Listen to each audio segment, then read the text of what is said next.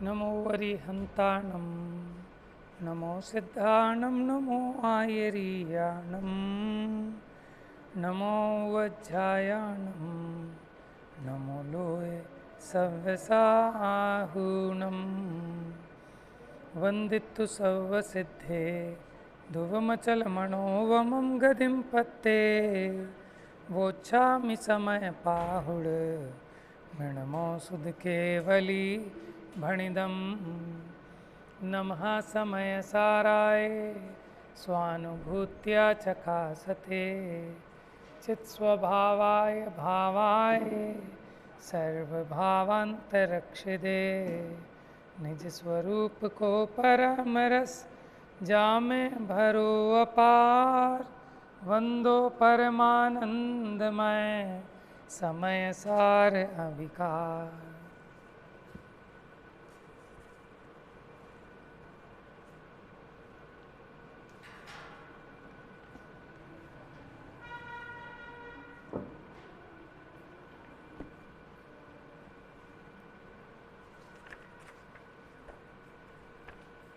समय सारजी ग्रंथ page number 700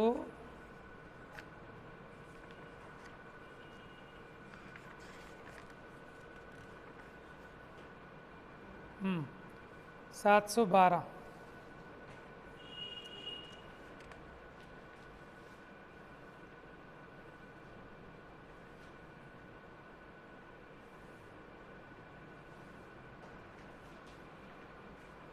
तो चर्चा इसमें चल रही थी कि जहाँ प्रतिक्रमण को भी विष्कुंभ कहा है वहाँ अप्रतिक्रमण अमृत कहाँ से हो सकता है। तो फिर मनुष्य नीचे ही नीचे गिरता हुआ प्रमादी क्यों होता है, निष्प्रमाद होता हुआ ऊपर ही ऊपर क्यों नहीं चढ़ता। अब देखिए पेज नंबर 712। कल प्रमाद के बारे में बताया था ना, प्रमाद मतलब आलस, लेकिन आलस का मतलब सोना मात्र नहीं, कि जो कार्य करने योग्य है उस कार्य को ना करके चाहे कुछ भी करें लेकिन वो नहीं करा तो वो प्रमाद है। समझ में आया? जैसे बच्चे का अंग्रेजी का पेपर है लेकिन उसने हिंदी के पेपर की खूब तैयारी कर रहा है, मैथ्स के पेपर की कर रहा है लेकिन अंग्रेजी के पेपर की नहीं कर रहा, ठीक है ना। तो अंग्रेजी के पेपर के प्रति उसका प्रमाद है। ऐसी जीव को स्वानुभव करना है। अब ये स्वानुभव तो नहीं करे, बाकी सब कुछ करे तो भी प्रमाद कहा जाएगा, क्योंकि जिस कार्य से सिद्धि हो वो कार्य छोड़कर कुछ भी करे लेकिन वो प्रमाद कहलाएगा।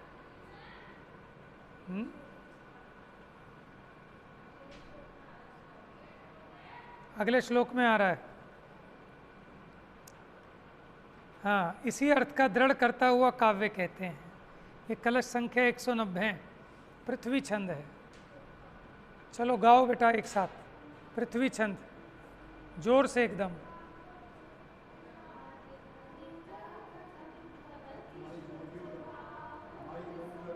माइक मेरे पास नहीं है, कहाँ से दूँ? वो रखते हैं, पता नहीं कहीं उठा के।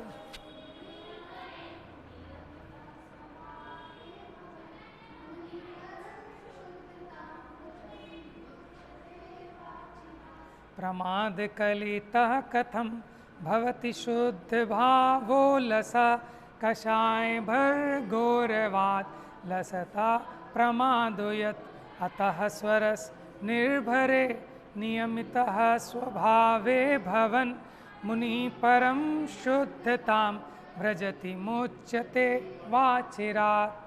देखना कोई बंद तो नहीं हो गया पीछे कमरे में, एक बार देखिए।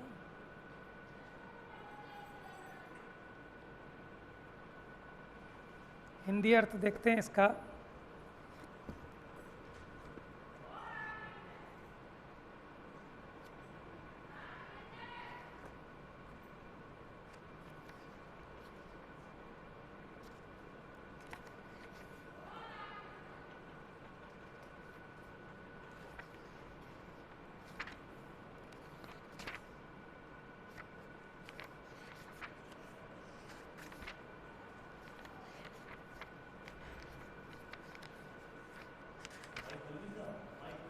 नहीं था कल।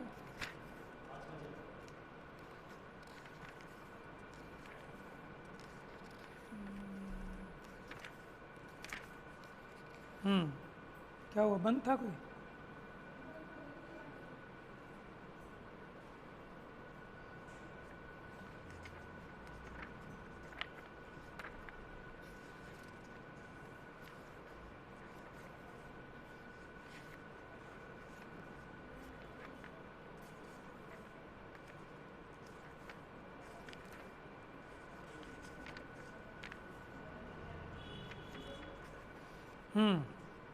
कषाय भाव से आलस करना ही प्रमाद है। देखो कैसे कह रहे हैं, कषाय भाव से आलस करना ही प्रमाद है। ये जो कलश पड़ा है ना उसकी हिंदी है।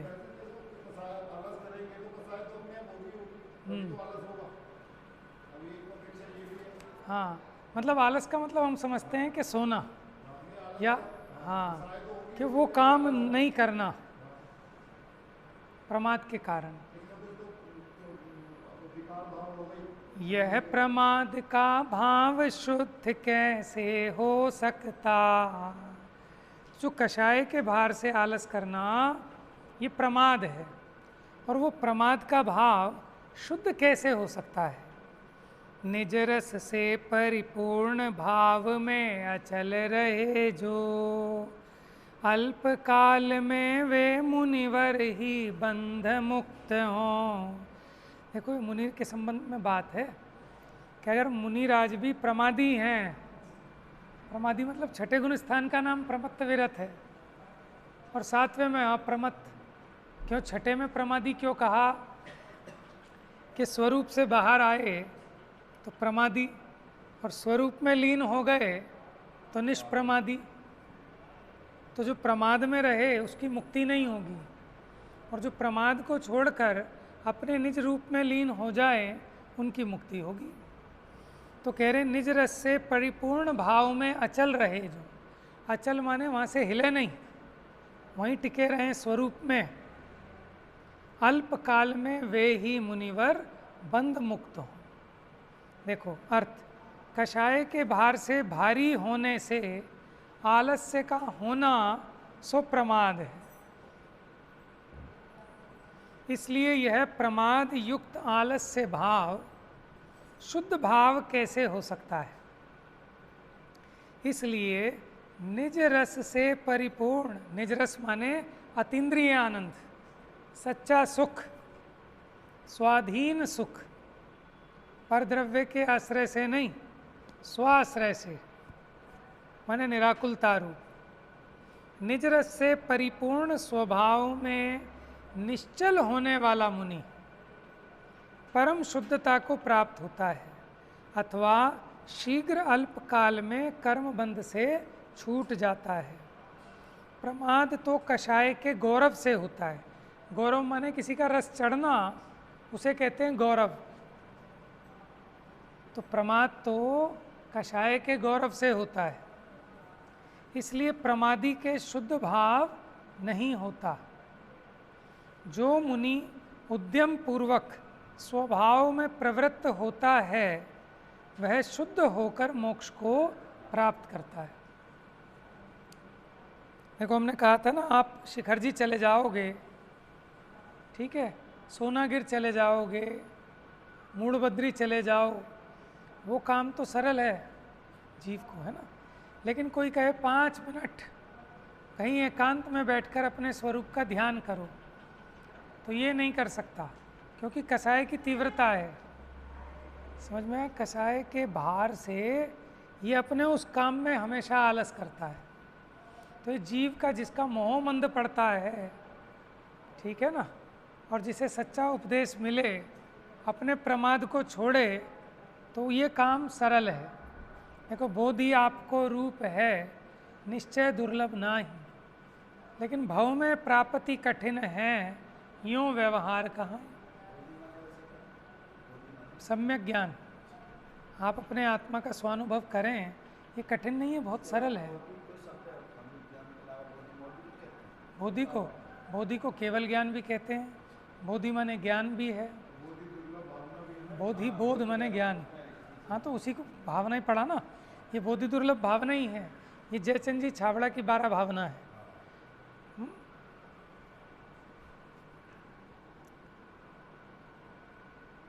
तो यहाँ क्या प्रेरणा दे रहे हैं कि जो मुनि अपने स्वभाव में प्रवृत्त होता है उसके लिए उद्यम चाहिए, प्रमाद छोड़ना पड़ेगा। प्रमाद किसका नाम कि स्वाध्याय करने में अटक गए, स्वरूप में नहीं गए, तो ये भी प्रमाद है। समझ में, पूजा में अटक गए कि एक पूजा और कर लो, लेकिन अपने आत्मा में नहीं गए, ध्यान नहीं किया, तो ये भी प्रमाद है। बात समझ में आई? क्योंकि वो कसाय है ना इसकी, वो कसाय इसे अपने में शांत नहीं होने दे रही। बात कड़वी है लेकिन सच्ची है। समझ में आया? मैंने बताया था ना, मेरे पास एक दिन 10 मिनट थे। अब मैंने सोचा 10 मिनट में क्या ग्रंथ पढ़ा जाएगा, कि चलो अपना बैठ के शांति से निराकुल बैठो। लेकिन कहा नहीं नहीं, किताब पढ़ लो। मैंने वो कसाय परेशान करती है ना, तो क्या हुआ कि फ़ायदा हुआ कि नुकसान हुआ कि अगर अपने स्वरूप में स्वरूप का ध्यान करते तो असली फ़ायदा होता, लेकिन वो ना करके यहाँ लग गए तो नुकसान हुआ। हाँ, घर से ही नहीं आते, घर में ही लगे रहते, तो घर छोड़कर 10 मिनट स्वाध्याय किया तो लाभ हुआ। तो आप अपेक्षा देखना कि घर की अपेक्षा तो मुनाफे में है, लेकिन अपने स्वरूप से च्युत हुए इसलिए घाटे में है। मुनिराज शास्त्र लिखते हैं तो उनके लिए फायदे का सौदा की घाटे का? वैसे क्या, दोनों बात है कि वो इसलिए लिख रहे हैं कि इसको लिखने से मेरी परिणति वापस स्वरूप में जाए, माने स्वरूप से बाहर आए ध्यान में से। अगर वो शास्त्र ना लिखें तो क्या होगा कि उपयोग भीतर आने लायक भी नहीं बचेगा, उपयोग अशुभ में ना चला जाए। ठीक है ना? इसीलिए इसी का चिंतन, इसी का मनन में लगा रहे, इसलिए अपने को यहाँ सीमित करते हैं। तो इस अपेक्षा फायदे का भी है, लेकिन इसी में संतुष्ट हो जाए और भीतर ना जाए तो नुकसान ही का हो गया। आवाज़ सुनाई दे रही है आपको? तो आगे आ जाओ, मुड्ढा आगे ले लो, यहाँ बैठ जाओ साइड में। नहीं, मुड्ढे पे ही बैठ जाओ, क्योंकि आवाज़ नहीं आए तो इतनी दूर से आए, फायदा कुछ नहीं। ये माइक है। कोई बात नहीं, आप तक आ रही है ना आवाज़?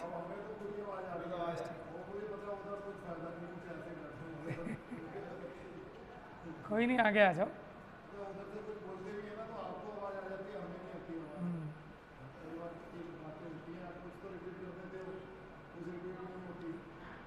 पूछ लिया करो फिर। पूछ लिया करो, कोई बात नहीं।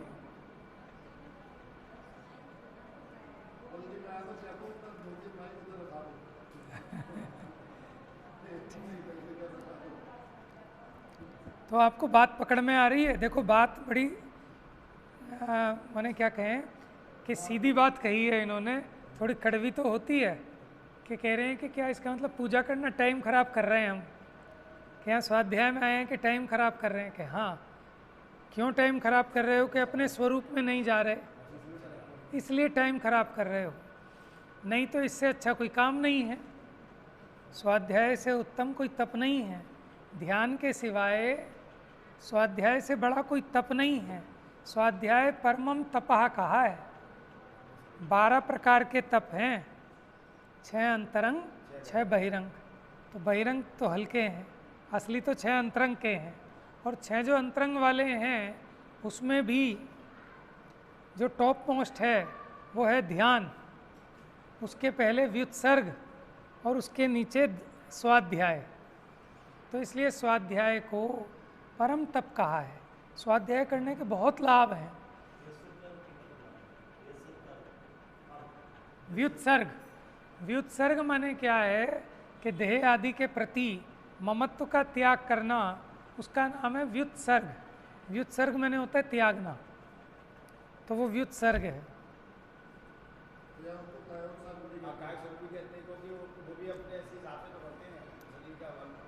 हाँ, तो अब क्या है कि काय कलेश तो बहिरंग तप में लिया, काय कलेश बहिरंग तप में लिया और व्युत्सर्ग अंतरंग तप में लिया है। काय कलेश तो क्या है कि जैसे मुनिराज जेठ के माह में बिल्कुल तपते सूरज के नीचे खड़े होकर तपस्या कर रहे हैं, अथवा आत्म साधना करते हुए काया पर जो क्लेश आते हैं, माने 22 प्रकार के परिचय हो गए, भोजन नहीं मिलना, सर्दी गर्मी धूप बरसात, तो ये काय क्लेश हो गया, ये बहिरंग तप है। और अंतरंग में देह के प्रति जो ममता का त्याग किया वो असली तप है।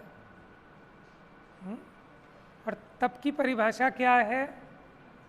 तत्वार्थ सूत्र में नहीं, धवला जी में लिखा, इच्छा निरोधस तपः। क्या लिखा? आपको पता है धवला क्या है? ग्रंथ का नाम है। ये बहुत बड़ा महान ग्रंथ है, जैन दर्शन का पहला ग्रंथ जो लिपिबद्ध हुआ, उसका नाम क्या है? बता बेटा। जैन धर्म का पहला ग्रंथ जो लिखा गया, षटखंडागम। यद्यपि ये कहते हैं कि इससे पहले एक ग्रंथ और लिखा गया, उसका नाम था कसाय पाहुड़। कसाय पाहुड़ ही है ना?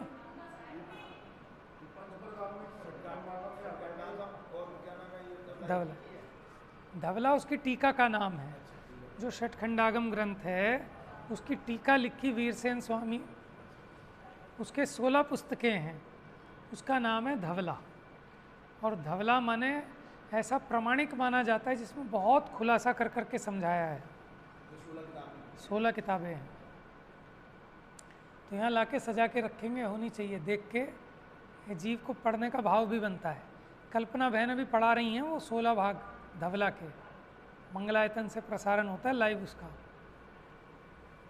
ठीक है, तो जैन धर्म का पहला श्रुत स्कंद और जो दूसरा है कषाय प्राभृत, अब वो लिखा तो इससे पहले गया, लेकिन उसका एक तरीके से जो उसका विमोचन हुआ, देवों ने आके पूजा की, प्रसिद्धि मिली इसको षटखंडागम को। ठीक है, वो उस प्रकार से प्रसिद्ध नहीं हुआ। वो लिखा है गुणधर आचार्य ने। गुणधर, गुणभद्राचार्य का तो आत्मानुशासन है। ठीक है, दो बातें। जैन धर्म का पहला ग्रंथ जो लिखा गया षटखंडागम, क्योंकि इसको पहले इसका विमोचन हुआ, यद्यपि इससे पहले लिखा गया था कसाय पाहुड़, जिसको कसाय प्राभृत भी कहते हैं। 6 खंड हैं उसमें, 6 खंडों का वर्णन है। हाँ, 6 खंड कौन से हैं? जीवस्थान, जीवठाणम, खुद्दाबंद, वेदना, बंध स्वामित्व, और एक वो है ना बंध स्वामित्व विषय भी तो है। और तो 6 भाग हैं उसके, वो फिर करना नियोग में चले जाएंगे फिर कभी, महाबंध आदि। और जो ये कषाय पाहुड़ है, इसमें ये जीव के जो राग द्वेष रूप परिणाम हैं, इसका वर्णन है पूरा। हाँ, तो कर्म के ऊपर, जीव के वैभाविक परिणाम जो हो रहे हैं उनके ऊपर वो ग्रंथ पहले लिखे गए। और ये द्वितीय श्रुत स्कंद कहा समयसार जी को कि आत्मा का शुद्ध भाव क्या है, उसका परिचय जीव को नहीं हुआ। कर्म का परिचय हो गया, अशुद्ध परिणाम का परिचय हो गया, लेकिन जीव का कोई स्वभाव है जिसकी आराधना करने लायक है, उसका परिचय नहीं था। इसीलिए तो भगवान महावीर और गौतम स्वामी के बाद कुंद आचार्य को याद करते हैं। ये कोई छोटी बात नहीं है, उस परंपरा में अनेक आचार्य हुए, लेकिन ऐसा गजब का काम जो कुंद आचार्य ने किया, जिसके लिए इन्हें गौतम स्वामी के बाद सीधा कुंद आचार्य का नाम आता है। सारी प्रतिमाओं पर कुंद आमनाएं, और जिन पर कुंद आमनाएं नहीं लिखा वो आज भी विवादग्रस्त हैं वो प्रतिमाएं। समझ में आया? क्योंकि श्वेतांबर और दिगंबर मत का जब एक विभाजन काल चल रहा था, तो उस समय स्थूलभद्री जो श्वेतांबरों के आचार्य थे और यहाँ कुंद आचार्य, इनके बीच वाद विवाद हुआ और एक सीमा रेखा निश्चित हुई फिर। तो इसलिए जो श्वेतांबर हैं उनके यहाँ भी प्रतिमाएं होती हैं। भाई कुंद आचार्य के काल की बात है, समझ लो आप ही सोचो ना, जब 12 वर्ष का अकाल पड़ा था तब से उनका प्रारंभ चालू हुआ था। और इनके गुरु कहे जाते हैं भद्रबाहु स्वामी है, किनके, उनके ये पट्ट शिष्य कहलाते हैं। कुंद आचार्य उनके पट्ट शिष्यों में आते हैं। और भद्रबाहु स्वामी के काल में यहाँ 12 वर्ष का घोर अकाल पड़ा था भारत में, तब सब साउथ की तरफ चले गए थे, ठीक है ना। लेकिन कुछ जो यहाँ रह गए थे मुनि, उन्होंने धीरे धीरे फिर कपड़ा रखना चालू कर दिया। फिर वो पूरी भद्रबाहु चरित्र में कथा है उसकी। जैसे 300 साल पहले अगर उनके मुनियों को नाम बताओ तो आएंगे नहीं, तो कहाँ उसके पहले बीच का कहाँ आएगा? जैसे आज से 300 साल पहले के बताओ, मुनियों को नाम बताओ कहाँ आएगा? देखो कुछ काल बीच का ऐसा रहा कि जहाँ मुनि धर्म लगभग लुप्त साता हो गया था। फिर वो जो हस्तिनापुर वाले शांति सागर महाराज हुए, वहाँ से फिर कहते हैं कि प्रारंभ हुआ फिर, है ना। तो ये तो काल के बीच बीच में ऐसा काल आता रहता है कि जहाँ बिल्कुल इस तरह से मामला साफ हो जाता है, ठीक है। शीतलनाथ भगवान पुष्पदंत, 9वें पुष्पदंत तीर्थंकर तक तो माने जो धर्म था वो परिपाटी उसकी चलती रही कंटिन्यू। लेकिन जब 9वें तीर्थंकर मोक्ष गए, उनके बाद कुछ काल ऐसा रहा, कितना पता नहीं, वो चौथाई पल्ले, इतना काल धर्म की विच्छित्ति हो गई। फिर जब शीतलनाथ तीर्थंकर हुए तो फिर से एक तरीके से धर्म का प्रारंभ हुआ, इसलिए शीतलनाथ भी फेमस। फिर ऐसी शीतलनाथ के मोक्ष जाने के बाद फिर आधा पल्ले काल, फिर धर्म गायब हो गया बिल्कुल। 9वें तक नहीं हुआ था पहले से, लेकिन अब यहाँ से चालू हो गया। 10वें के, 11वें के, 12वें के, 13वें के, 14वें के, फिर 16वें तीर्थंकर तक इस प्रकार बीच बीच में धर्म का विरह होता रहा। अब जब शांतिनाथ भगवान हुए उसके बाद वो धारा बरकरार रही, टूटी नहीं अब तक, इसलिए वो शांति धारा, शांतिनाथ भगवान, वो शांति धारा फेमस हो गई। अब वो शांति धारा का मतलब जल की धारा नहीं है, शांति धारा उन्होंने जो धर्म की धारा बहाई, ठीक है, वो अखंड रही, उसमें खंड नहीं पड़ा, बीच में विच्छित्ति नहीं हुई, इसलिए शांतिनाथ भगवान ज़्यादा फेमस हो गए। समझ में आया?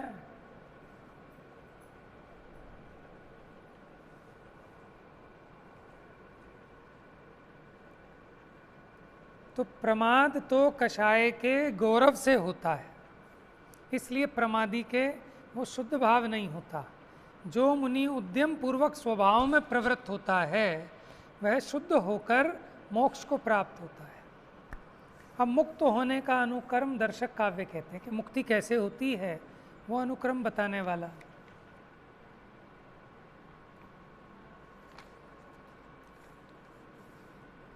ये शार्दूल विक्रीडत है। शार्दूल पता है किसे कहते हैं? अब तो ये होता नहीं, वो सिंह से कोई बड़ा प्राणी होता था, जैसे एक नाहर, अष्टापद, नाहर, जैसे लोगों के नाम होते हैं, जाट में नाहर सिंह, गुजरों में और जाटों में जैसे शेर सिंह, ऐसे नाहर सिंह। तो नाहर क्या होता था? शेर से भी बड़ा एक जानवर था, मतलब शेर की ही प्रजाति का समझ लो, लेकिन उससे भी ताकतवर और भयंकर। ऐसे उससे बड़ा अष्टापद जिसके 8 पैर होते थे, अब वो जाति लुप्त हो गई है। समझ में आया? ऐसे ही शार्दूल, मोटे रूप में सिंह को कह लो, तो शार्दूल जैसे क्रीड़ा करता है, ऐसे इस छंद में क्रीड़ा, बने एक तरीके से गरजने वाला छंद है। त्यक्त्वा शुद्धि विधाय तत्किल पर द्रव्यम समाग्रम स्वयं स्वद्रव्ये रतिमेति यः सनियतम सर्वापराधच्युतः बन्धद्वन्द्व समुपेत्य नित्यमुदितः स्वज्योतिराच्छोज्जल चैतन्यामृत पूर्ण महिमा शुद्धो भवन मुच्यते। अरे अशुद्धता करने वाले पर द्रव्यों को अरे दूर से त्याग स्वयं में लीन रहें जो। अपराधों से दूर बंध का नाश करें वो शुद्ध भाव को प्राप्त मुक्त हो जाते हैं वो। कि जो अशुद्धता करने वाले परद्रव्य हैं उनको दूर से ही छोड़कर जो स्व में लीन रहते हैं। परद्रव्य का त्याग करना मतलब परद्रव्य का लक्ष्य नहीं करना, परद्रव्य से अपना सुख नहीं मानना, पर की दृष्टि नहीं करना, पराधीनता का त्याग करना, उसी का नाम है परद्रव्य का त्याग करना। दूर से त्याग कर स्वयं में लीन रहे जो, अपराधों से दूर बंध का नाश करें वो शुद्ध भाव को प्राप्त मुक्त हो जाते हैं। तो अशुद्धता दो प्रकार की होती है। भावों की अपेक्षा दो प्रकार के भाव, एक शुद्ध भाव, एक अशुद्ध भाव। अशुद्ध भाव दो प्रकार के, कौन बताएगा इधर से? अशुद्ध भाव दो प्रकार के, शुभ और अशुभ। क्या है वो? एक छंद है ना, परिणति सब जीवन की तीन भांति वर्णी।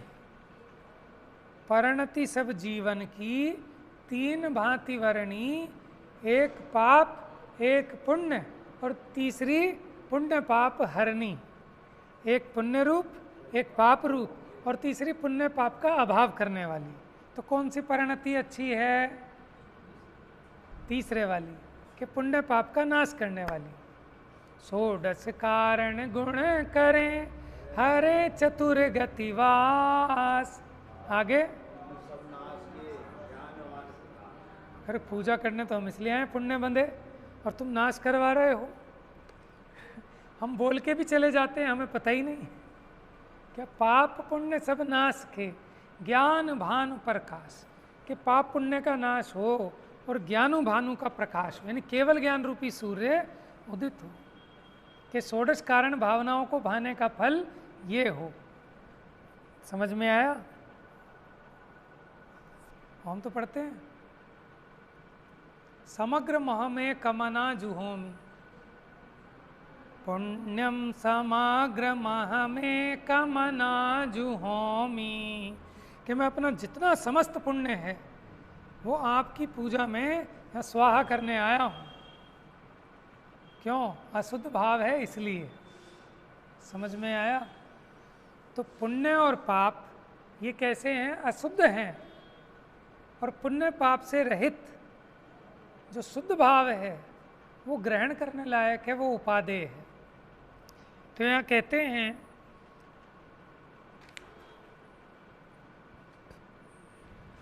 अशुद्धता करने वाले समस्त परद्रव्यों को छोड़कर, परद्रव्यों को छोड़कर मतलब उन परभावों को छोड़कर, उनका दूर से त्याग करके जो अपने में लीन हो, तो वो अपराध से दूर है, वो निरपराधी है। अगर कोई राग कर रहा है, भले ही शुभ राग हो, तो वो अपराधी है कि निरपराधी है? ठीक है, उसको बंद होगा या मुक्ति होगी? बंद होगा। इसलिए वो कह रहे हैं अशुद्धता करने वाले परद्रव्यों को। अच्छा बताओ, भगवान की पूजा करने आए तो भगवान परद्रव्य हैं कि स्वद्रव्य हैं? सोच के बोलना। परद्रव्य, बिल्कुल ठीक, परद्रव्य हैं। ठीक है, अब बताओ वो बंध के कारण है कि मुक्ति के कारण है? अब थोड़ा कठिन हो गया प्रश्न। बात समझ में आई कि आप ऐसा, वो तो निमित्त मात्र है। निमित्त ना तो बंध का कारण न मुक्ति का कारण। मेरी अपनी स्वयं की दृष्टि वो बंध का कारण है और वो मोक्ष का कारण है। ठीक है, अच्छा चलो देखो, वास्तव में तो परद्रव्य की दृष्टि बंध का ही कारण है, मुक्ति का कारण नहीं है। लेकिन अब क्या करें कि पहले इन विषय सामग्री से दृष्टि हटाई और अरहंत पर दृष्टि आई, और यहाँ दृष्टि आई तो उन्होंने बताया कि यहाँ तू क्या खोज रहा है, जिसको तू खोज रहा बंदे वो मालिक तेरे भीतर है। बाहर का देव तो कृत्रिम है, अंदर का मालिक क्या है? सच्चा मंदिर तो अंदर है। ओहो, अब इसको ये बात समझ में आ गई तो वो उस परद्रव्य का भी लक्ष्य छोड़ा, स्वसन्मुख हुआ। तो अब जब परद्रव्य को छोड़ा तो मुक्ति का पात्र हुआ। लेकिन वो क्रम आएगा, पहले बाहर से अंदर, माने पहले बाहर से मंदिर, फिर मंदिर से अंदर। समझ में आया?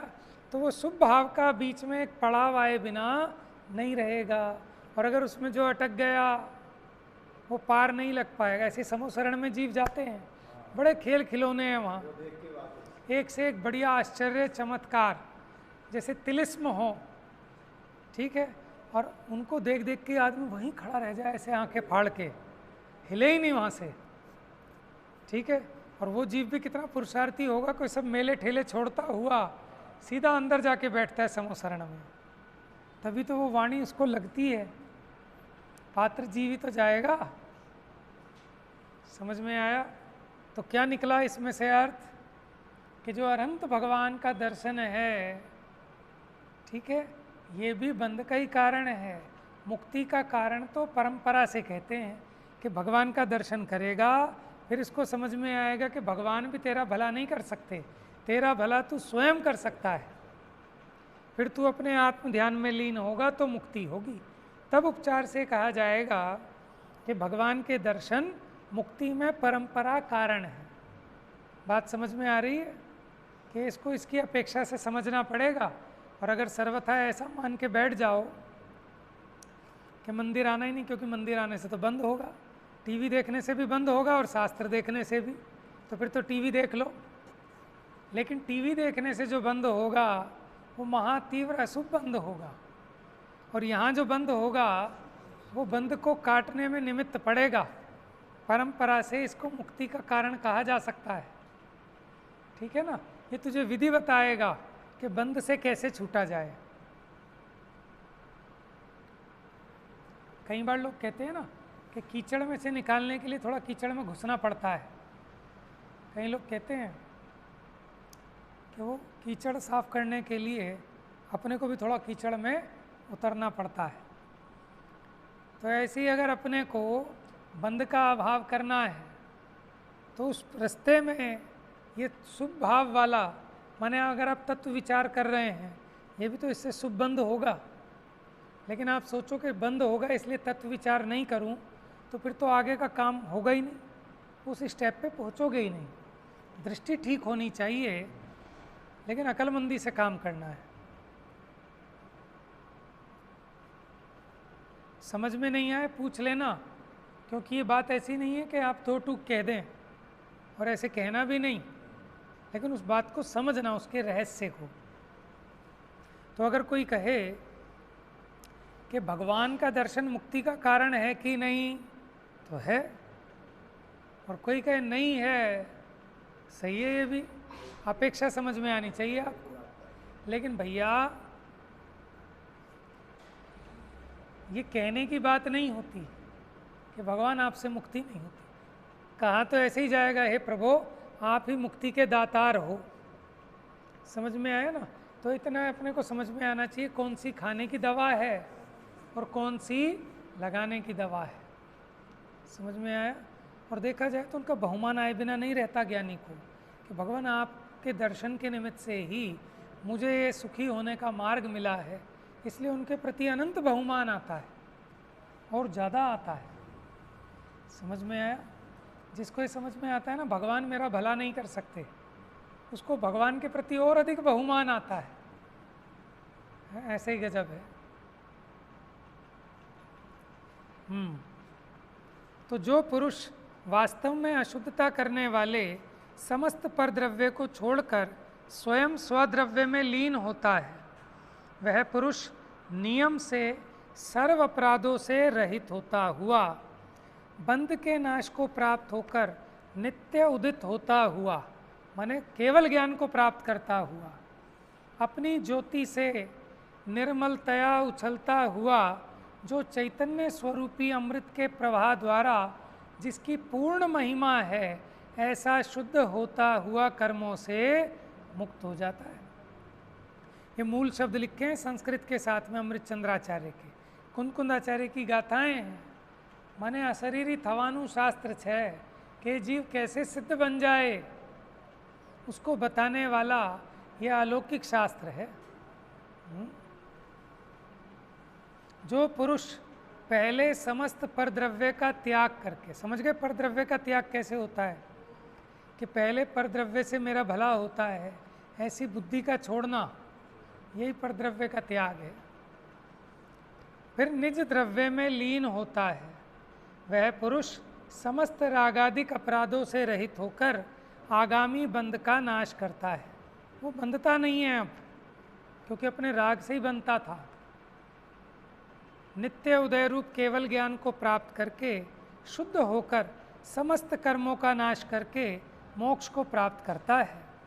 ये मोक्ष होने का अनुक्रम है। क्या है कि परद्रव्य का त्याग, स्वद्रव्य का ग्रहण, केवल ज्ञान का प्रकट होना, पूर्ण सिद्धि हो जाना। परद्रव्य का त्याग वो बाहर वाला भी होता है, फिर मुनि दशा भी होती है। जिसकी दृष्टि अपने पे जाती है उसी को सच्ची मुनि दशा होती है, नहीं तो वो होती है लेकिन कार्यकारी नहीं होती। अब मोक्षाधिकार को पूर्ण करते हुए अंतिम मंगल रूप पूर्ण ज्ञान की महिमा का कलश रूप काव्य कहते हैं। अब इसकी चर्चा कल करेंगे। तो आज अपने दो कलश हुए। एक तो ये बताया कषाय के भार से भारी होने से आलस्य का होना वो प्रमाद है, और वो प्रमाद अशुद्ध भाव है। इसलिए जो प्रमाद से रहित अपने स्वभाव में निश्चल मुनि है वही मुक्ति को प्राप्त करता है। फिर मुक्ति का अनुक्रम क्या है वो बताने वाला काव्य कहा कि परद्रव्य का त्याग करके स्व में लीन होकर केवल ज्ञान को प्राप्त करके पूर्ण सिद्धि की प्राप्ति हो जाती है। मिथ्यातम नाश वे को ज्ञान के प्रकाश वे को